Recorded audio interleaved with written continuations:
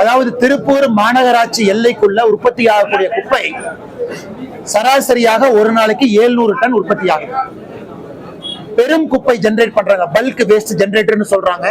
இந்த கம்பெனி மாதிரி நிறுவனங்கள் ஜெனரேட் பண்ணக்கூடிய குப்பைகள், சாதாரண வீடுகள் ஜெனரேட் பண்ணக்கூடிய குப்பைகள், இது எல்லாமே 2016 மத்திய அரசு இந்த திட மேலாண்மையை எப்படி மேனேஜ் பண்ணணும் அப்படிங்கறதுக்காக கைட்லைன்ஸ் கொடுத்திருக்கிறாங்க. குப்பைகள் சேகரிக்கக்கூடிய இடத்திலேயே தரம் பிரிக்கணும். அதன் பிறகு பல்க் வேஸ்ட் ஜெனரேட்டர், பெரிய நிறுவனங்கள் குப்பை இருந்ததுன்னா அவங்களே அதை மேனேஜ் பண்ணிக்கணும். ஆனா திருப்பூர் மாநகராட்சியை பொறுத்தவரை டோட்டல் ஃபெயிலியர். இங்க இருக்கக்கூடிய மேயர் திரு தினேஷ்குமார் அவர்கள் இந்த குப்பையை வச்சு ஒரு லாபம் பார்க்கிறாரு. இந்த குப்பையை வச்சு மேனேஜ் பண்ணக்கூடிய நிறுவனங்க இவங்க நிறைய குப்பை நிறுவனத்துக்கு கொடுத்தா மட்டும்தான் இவங்களுக்கு கமிஷன் வரும் என்கின்ற ஒரே காரணத்தினால அத முதலிவாளையம் போன்ற பகுதியில 2021 வரை கொட்டிக்கிட்டு இருந்தாங்க. அப்படியே குப்பையை கொண்டு போய் தரம் பிரிக்காம அப்படியே கொட்டுறது. ஒரு நாளைக்கு நீங்க 600-700 டன் கொட்டினா என்ன ஆகும் யோசிச்சு பாருங்க.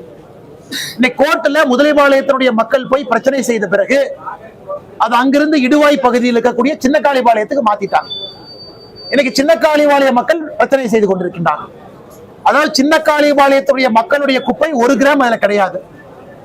1 கிராம் கூட அவங்களுடைய குப்பை கிடையாது. முழு மாநகராட்சியினுடைய குப்பையை கொண்டு இங்க கொட்டி படிப்படியாக அவங்க குடிக்கக்கூடிய குடிநீர் எல்லாம் மாசுபடுத்தி, ஆடு மாடுகள் குடிக்கக்கூடிய தண்ணீர் எல்லாம் மாசுபடுத்தி, அங்க இருக்கக்கூடிய பிரச்சனைகள், மக்களுக்கு எல்லா விதமான பிரச்சனைகளை உருவாக்கி, எப்படி சின்ன காளிபாளையத்தில் இன்னைக்கு போயிருக்கிறாங்க, முதலிவாளையத்தை பார்த்தாவே நமக்கு தெரியும்.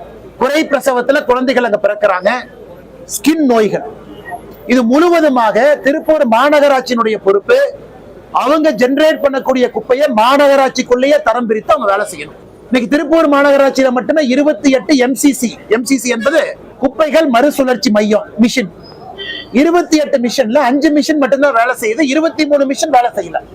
ஒப்புக்கு சப்பானியா ஒரு மிஷின், ஒப்புக்கு சப்பானியாக குப்பை எடுத்து அப்படியே கொண்டு கிராமத்துல டம்பிங் யார்டு மாதிரி கொட்டுறாங்க. இதனால் என்ன நடக்குதுன்னா, கிராமத்தில் இருக்கக்கூடிய பொதுமக்கள் ஆர்ப்பாட்டம் பண்றாங்க. அந்த ஆர்ப்பாட்டத்துல யாரோ மேயரை பத்தி தப்பா பேசிட்டாங்க அப்படிங்கறதுக்காக திருப்பூர் மேயர் என்ன சொல்றாரு, திரு தினேஷ் அவர்கள், நீங்க மன்னிப்பு கேட்டா உங்க ஊர்ல குப்பை கொட்ட மாட்டேன். போன ஞாயிற்றுக்கிழமை அன்னைக்கு சின்ன காளிபாளையத்துடைய ஊருடைய பொதுமக்கள் போய் மன்னிப்பு கேட்டு வீடியோ கொடுக்கும் அளவுக்கு இங்க அரசியல் இருக்கக்கூடிய, அதிகாரத்தில் இருக்கக்கூடிய தலையில பித்து பிடிச்சு பைத்தியம் பிடிச்சு சுத்திக்கிட்டு இருக்கிறாங்க. அந்த சின்ன காளிபாளையத்தினுடைய கூலி வேலை செய்யக்கூடிய பெண்கள் இருந்து விவசாய தலைவர்கள் வரை மன்னிப்பு கேட்க வைத்து, அதுல ஒரு சந்தோஷம் அவங்களுக்கு.